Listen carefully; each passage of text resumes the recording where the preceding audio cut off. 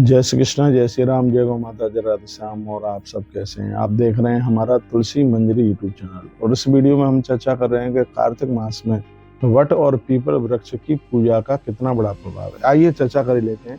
लिखा है, मृत्यु भावे पूजनियो अश्वत्थो वाद बटोत व अश्वत्थ रूपे विष्णु साद वट रूपी से हो जाता। स्पष्ट वर्णन है कि इस मृत्यु लोक में बरगद का पेड़ और पीपल का वृक्ष बहुत ही ज्यादा पूजा के योग्य है, क्योंकि पीपल साक्षात भगवान नारायण और बरगद साक्षात इस ग्रंथ में भगवान शिव स्वरूप ही कहा गया है। इसलिए कार्तिक मास में तो इनकी पूजा का बड़ा प्रभाव है। अश्वत्थ रूपी भगवान वट रूपी सदाशिव तस्मात् सर्व प्रयत्नेनः कार्तिके अश्वत्थ अर्चयेत्।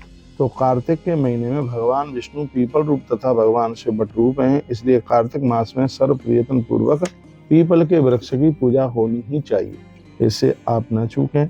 अश्वत्थ पूजा स्पर्शेन कर्तव्या शनिवासरे अन्यवारे संगादे दरिद्रो जायते नरः। कुछ और भी बातें कही गई हैं। स्त्री पुरुष कोई भी हो, जो नारी पुरुष कार्तिक मास के शनिवार को यत्न पूर्वक राधा दामोदर भगवान का पूजन करते हैं, परिक्रमा करते हैं, ब्राह्मणों को भोजन कराते हैं, उसके बाद ही भोजन करते हैं, तो ऐसी नारी बंध्या भले ही हो तो भी पुत्रवती हो जाती है। ऐसा इस ग्रंथ में वर्णन किया गया है।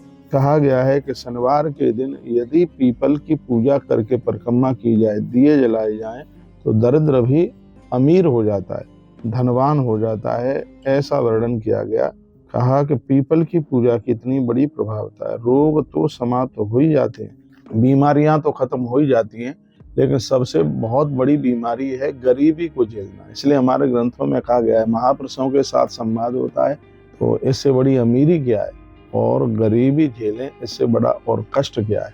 देखिए, पैसा तो आकाश से नहीं टपकेगा, पैसा तो कमाना ही पड़ेगा, लेकिन हर शनिवार के दिन आप पीपल की परिक्रमा करते हैं तो इसका यह प्रभाव है कि धन आने के साधन बन जाएंगे। और सबसे बड़ी बात है कि पैसा गलत जगह पर खर्च नहीं होगा और फालतू खर्च नहीं होगा। मैंने इसके ऊपर इतना जोर दिया है, पति पत्नी माता पिता पीपल की परिक्रमा करें, पूजन करें। और करना क्या, उसमें एक लोटा जल चढ़ाना है, आपको थोड़ा सूत बांध देना है उसकी पिंडी पर, रोली चंदन लेके गए, थोड़ा वो लगा दो, दिया जला कर रख दो, परिक्रमा कर लो, पूजा हो गई।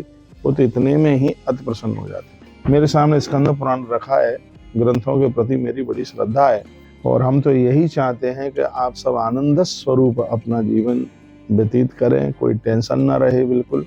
तो आराधना में, साधना में पीपल का बहुत बड़ा महत्व है। और कार्तिक के मास में तो इसकी बड़ी महिमा का वर्णन किया गया। कहा गया कि कार्तिक मास में सब प्रयत्न पूर्वक पीपल वृक्ष की पूजा सबको करनी ही चाहिए। जो स्त्री पुरुष कार्तिक मास में शनिवार के दिन पीपल की पूजा करते हैं, राधा दामोदर भगवान की परिक्रमा लगाते हैं, ब्राह्मण भोजन कराते हैं और उसके बाद ही भोजन करते हैं, तो यह ग्रंथ कहना चाहता है कि उन व्यक्ति की, उस स्त्री पुरुष की, हर व्यक्ति की दरिद्रता, हर तरह की दरिद्रता, ये सब समाप्त हो जाती है। स्नानम जागरणम दीपम तुलसी वन पालनम कार्तिके मास कुर्वन्ति नरा विष्णु मूर्तया। कार्तिक के महीने में जागरण, स्नान, दीप, तुलसी पूजन बड़ा जरूरी है। लेकिन यहाँ कहा गया कि यदि आपको तुलसी मिलती नहीं है और आपको पीपल उपलब्ध है और आप पीपल की भी पूजा कर लेते हैं, तो तुलसी पूजा का नियम पूरा हो जाता है। इतना बड़ा महात्म्य भैया इस पीपल की पूजा का है। इसलिए मैं तो आप सबको कहना चाहूंगा कि बहुत बढ़िया जीवन जीने के लिए, आनंदोत्मग्न जीवन जीने के लिए इस कार्तिक मास में हर शनिवार के दिन पीपल की पूजा कीजिए, दिया जलाइए, प्रदक्षिणा कीजिए, परिक्रमा कीजिए, आनंद हो जाएगा। बहुत बहुत धन्यवाद। ऐसे हमारे साथ जुड़े रहिए और नई नई अपडेट प्राप्त करते रहिए। 9 नवंबर गोपाष्टमी महामहोत्सव, आप सभी भक्त सादर आमंत्रित हैं। गौतीर्थ तुलसी तपोवन गौशाला पधारिए। हम और आप मिलकर के गौ माता की पूजा करेंगे। गाय बचेगी, देश बचेगा। गाय हंसेगी तो हमारे और आपके सबके चेहरे पर मुस्कुराहट रहेगी। जय श्री कृष्ण, जय श्री राम, जय गौ माता, जय राधे श्याम। चैनल से पहली बार जुड़े हैं, चैनल को सब्सक्राइब करना ना भूलें। वीडियो को आगे शेयर जरूर करें, जिससे और भी लोग लाभान्वित हो सकें।